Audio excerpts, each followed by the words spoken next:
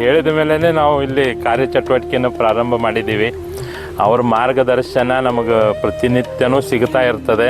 ಶಂಕರ ಮಠ ಆಗಬೇಕು ಅಂತ ನಮ್ಮೆಲ್ಲರ ಕನಸು ನನಸಾಗ್ಲಿಕ್ಕತ್ತದಂದ್ರೆ ನಾವು ಮುಟ್ಕೊಂಡು ನೋಡ್ಲಿಕ್ಕತ್ತೀವಿ, ಇದು ನನಸ ಅಂಥೇಳಿ. ಆದಷ್ಟು ಲಘುನೇ ಆಗಲಿ ಅಂತ ಅಪೇಕ್ಷೆ.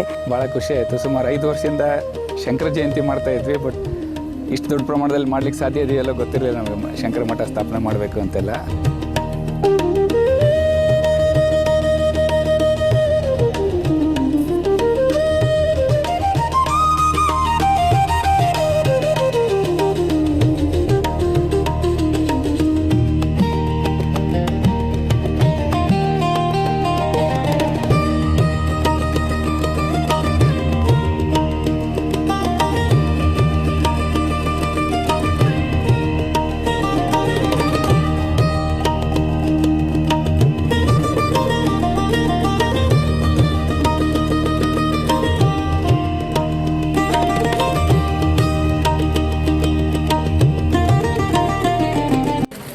ಗೀತೆಯಲ್ಲಿ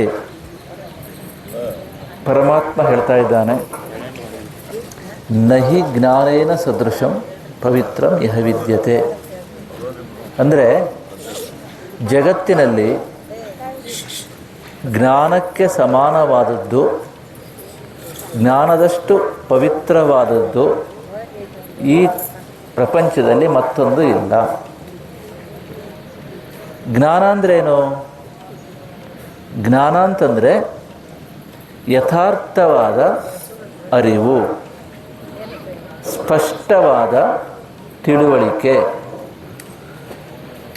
ಒಂದು ವಿಚಾರದ ಬಗ್ಗೆ ಸ್ಪಷ್ಟವಾದ ಅರಿವು ನಮ್ಮಲ್ಲಿ ಇದ್ದಾಗ ನಮಗೆ ಆ ವಿಷಯದ ಬಗ್ಗೆ ಜ್ಞಾನ ಇದೆ ಅಂತ ಅರ್ಥ.